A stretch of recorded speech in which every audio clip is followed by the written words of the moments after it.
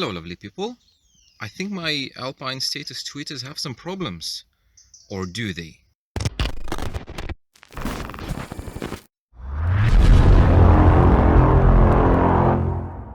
So if you watch my latest tuning video, mini tuning session with these two drivers, because now I'm playing only them two, I said that there is a dip at about 2.2, 2.3K in the tweeter's response.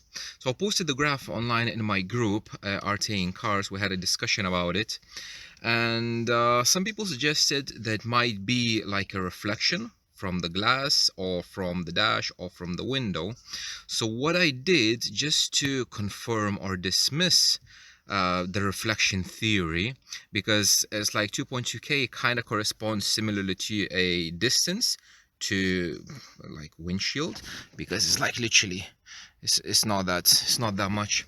So what I did is I took some measurements of only the tweeter, crossed at 1K in a few different ways. So first I did like around my head, like from the listening position, and then I took microphone, stick it up near field, literally just there, so that's on axis near field. Then another one, I just stuck it like this, which is, I called it off axis near field, and this is with the door closed and everything. And then what I did, I opened the door, so if the door is closed, I might have the reflection from like this window.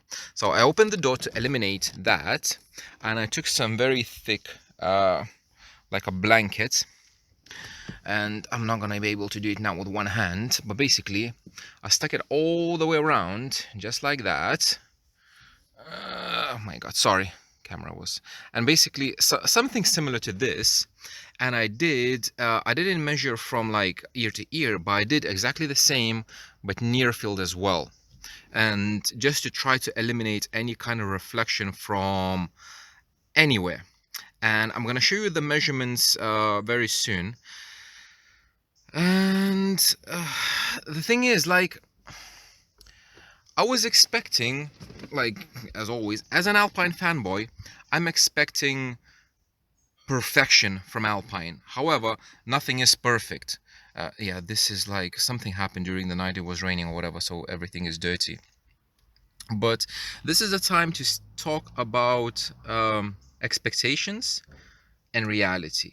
Like sometimes, and at the same time, expectations and reality at the same time, what we can measure is not necessarily exactly the same what we can hear. So even if I can measure a dip at a certain frequency with these tweeters, I did some listening tests and I really cannot hear that dip. Like you can kinda if you do like a sine sweep and you listen very carefully. However, it's so narrow, in a narrow band, like between 2 and 2.5K, and on music I highly doubted that you will be able to hear it. So anyway, without any further ado, let me show you the measurements. And this is it, just a few measurements. So let me untick everything and let's start with the regular response from the driver's seat.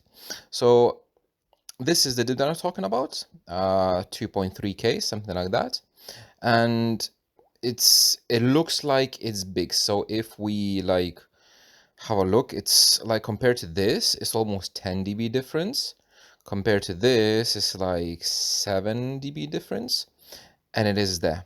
So now let's have a look at other measurements that I did. So this is near field on axis, the microphone pointed directly into the phase plug, and we have exactly the same dip. We have a bit more top end extension, up to 16K, but the dip is there. Near field off axis, exactly the same dip. Now if I remove this is the difference between near field, so microphone stuck right next to the grill, on axis versus off axis. And on axis you can see that it plays all the way up to like 16. Off axis starts to roll off at 6.5K and it just goes down and down. Now I did one measurement with driver's seat with the blanket all over the place, and basically that dip got much worse for some reason. So I would imagine it's just some frequencies and the lower end being absorbed by the blanket. So I'm just going to disregard this measurement altogether. And then we have near field on axis with the blanket, dip is there, and off axis with the blanket, dip is there. And this is exactly the same, like nothing changes in all the measurements. Oh, sorry. There you go. The same dip is present in all the measurements. So as I mentioned, we did have a discussion about this, and some people that are smarter than me, they said that the tweeter, since it's like it has a rear tuned chamber and a face plug with a gap, it kind of acts like a ported enclosure. And since the port doesn't kind of go out but it is stuck inside the tweeter itself, you have this suck out because of that.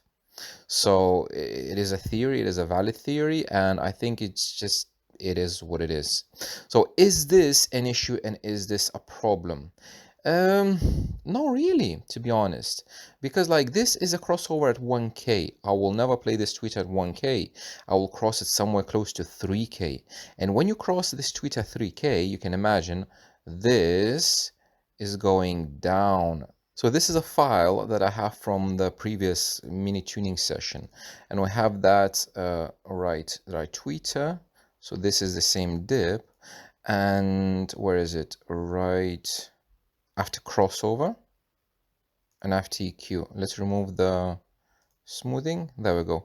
So after the crossover, this one, they cross at 3K. You can see that this goes all the way down and this dip becomes much smaller. And the thing is, like, after the EQ work, it's because you will need to remove these peaks, this peak and this peak, and basically it becomes just this, which is literally like 3 dB dip at the end.